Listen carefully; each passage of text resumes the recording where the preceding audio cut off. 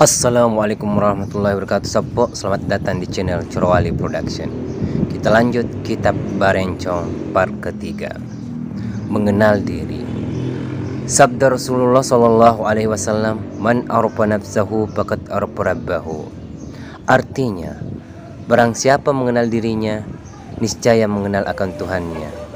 Jadi, sebelum mengenal Tuhan, kenallah diri. Perjalanan itu kita mulai dari dalam diri kita sendiri, dari dalam terus ke dalam. Akhirnya serba alam dan keindahannya dan dengan keganjilannya, hanya sebagai pencari diri. Alam ini penuh dengan rahasia-rahasia yang tersembunyi. Rahasia itu tertutup oleh dinding-dinding. Dinding-dinding itu ialah hawa nafsu kita sendiri, atau yang disebut nafsu kita sendiri, atau disebut pula nafsu syaiton, atau dengan kata lain ialah nafsu lawamah, atau nafsu sawiyah, atau nafsu yang batal, agyar. Dinding-dinding itu mungkin tersimbah dan terbuka, asal kita sudi menempuh jalannya.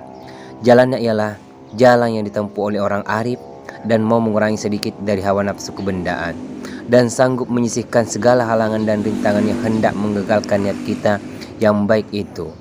Jadi, yang hendak kita kenal itu bukanlah diri yang kasar ini, tetapi diri yang bersifat ketuhanan.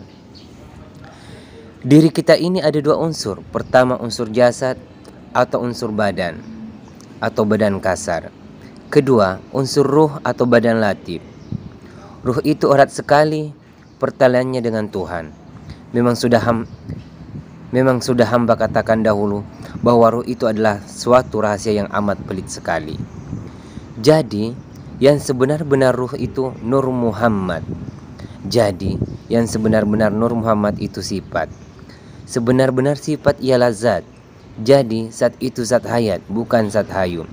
Jadi, Allah adalah nama zat dan Muhammad adalah nama sifat. Zat dan sifat itu tiada bersatu dan tiada bercerai.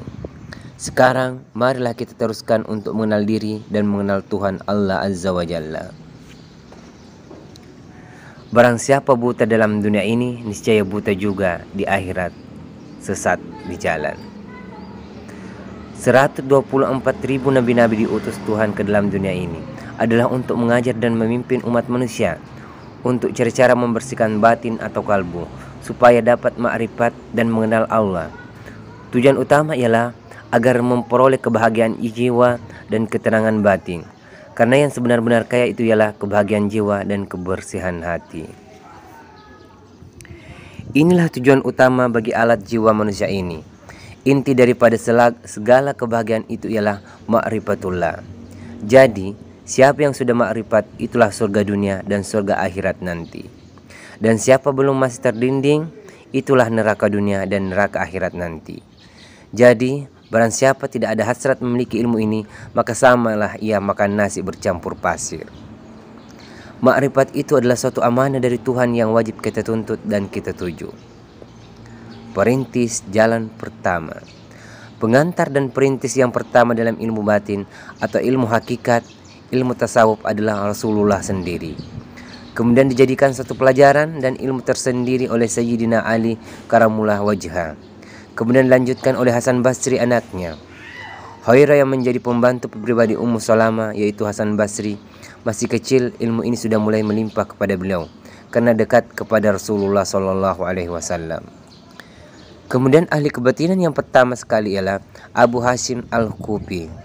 Beliau berasal dari Kufa yang meninggal pada tahun 150 atau tahun 761 Masehi. Adapun sumber ilmu tasawuf itu adalah dari Al-Quran dan Al-Hadis. Dan menuntut ilmu ini adalah hukumnya fardu ain, maka barang siapa tidak memperoleh ilmu ini ditakuti mati dalam kekafiran.